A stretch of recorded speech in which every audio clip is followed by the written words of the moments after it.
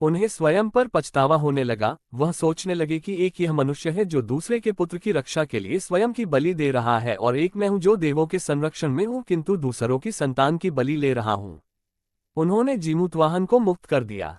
गरुड़ ने कहा, हे उत्तम मनुष्य, मैं तुम्हारी भावना और त्याग से बहुत प्रसन्न हूं। मैंने तुम्हारे शरीर पर जो घाव किए हैं उससे ठीक कर देता हूं। तुम अपनी प्रसन्नता के लिए मुझसे कोई वरदान मांग लो। राजा जीमूतवाहन ने कहा कि हे पक्षीराज, आप तो सर्वसमर्थ हैं। यदि आप प्रसन्न हैं और वरदान देना चाहते हैं तो आप सर्पों को अपना आहार बनाना छोड़ दें। आपने अब तक जितने भी प्राण लिए हैं उन्हें जीवन प्रदान करें।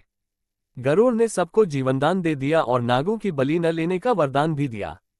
इस प्रकार जीमूतवाहन के साहस से नाग जाति की रक्षा हुई। गरुड़ ने कहा, तुम्हारी जैसी इच्छा वैसा ही होगा। हे राजा, जो स्त्री तुम्हारे इस बलिदान की कथा सुनेगी और विधिपूर्वक व्रत का पालन करेगी उसकी संतान मृत्यु के मुख से भी निकल आएगी। तब से ही पुत्र की रक्षा हेतु जीमूतवाहन की पूजा की प्रथा शुरू हो गई। ये कथा कैलाश पर्वत पर भगवान शंकर ने माता पार्वती को सुनाई थी। जीवित पुत्रिका के दिन भगवान श्री गणेश, माता पार्वती और शिवजी की पूजा एवं ध्यान के बाद ऊपर बताई गई व्रत कथा भी सुननी चाहिए।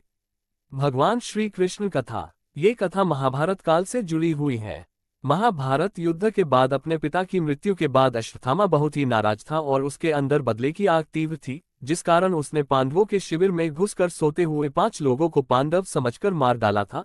लेकिन वे सभी द्रौपदी की 5 संतानें थीं और उसके इस अपराध के कारण उसे अर्जुन ने बंदी बना लिया और उसकी दिव्य मणि छीन ली, जिसके फलस्वरूप अश्वत्थामा ने उत्तरा की अजन्मी संतान को गर्भ में मारने के लिए ब्रह्मास्त्र का उपयोग किया, जिसे निष्फल करना नामुमकिन था। उत्तरा की संतान का जन्म लेना आवश्यक थी, जिस कारण भगवान श्री कृष्ण ने अपने सभी पुण्यों का फल उत्तरा की अजन्मी संतान को देकर उसको गर्भ में ही पुनः जीवित किया। गर्भ में मरकर जीवित होने के कारण उसका नाम जीवित पुत्रिका पड़ा और आगे जाकर यही राजा परीक्षित बना। तब ही से इस व्रत को किया जाता है।